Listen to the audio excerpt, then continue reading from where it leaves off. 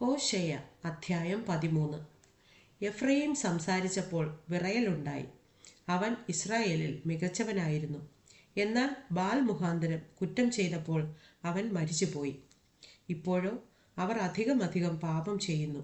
അവർ വെള്ളി കൊണ്ട് ബിംബങ്ങളെയും ബോധിച്ചതുപോലെ വിഗ്രഹങ്ങളെയും ഉണ്ടാക്കി.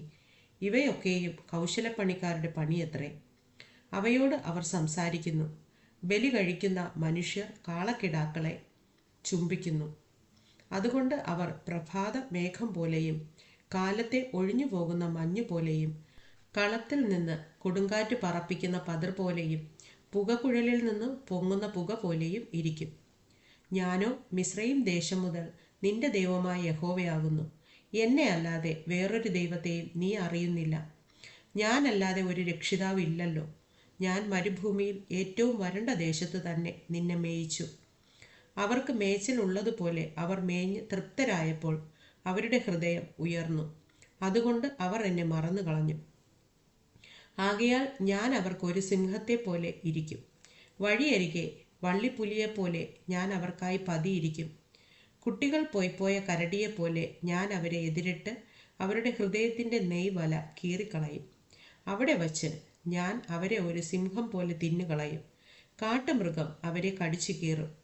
ഇസ്രായേലേ, നിന്റെ സഹായമായിരിക്കുന്ന എന്നോട് നീ മറുക്കുന്നത് നിന്റെ നാശമാകുന്നു.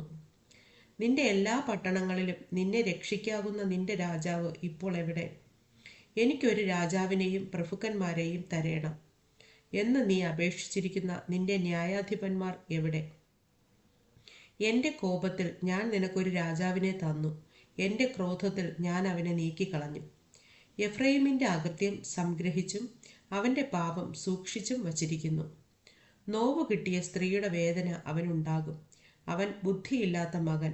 സമയമാകുമ്പോൾ അവൻ ഗർഭദ്വാരത്തിങ്കൽ എത്തുന്നില്ല. ഞാൻ അവരെ പാതാളത്തിൻ്റെ അധീനത്തിൽ നിന്ന് വീണ്ടെടുക്കും. മരണത്തിൽ നിന്ന് ഞാൻ അവരെ വിടുവിക്കും. മരണമേ, നിന്റെ ബാധകൾ എവിടെ? പാതാളമേ, നിന്റെ സംഹാരം എവിടെ? എനിക്ക് സഹതാപം തോന്നുകയില്ല.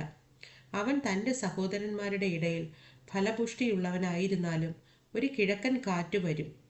അവൻ്റെ ഉറവ് വറ്റി കിണർ ഉണങ്ങിപ്പോകുവാൻ തക്കവണ്ണം യഹോവയുടെ കാറ്റ് മരുഭൂമിയിൽ നിന്ന് വരും. അവൻ സകല മനോഹര വസ്തുക്കളുടെയും നിക്ഷേപത്തെ കവർന്നു കൊണ്ടുപോകും.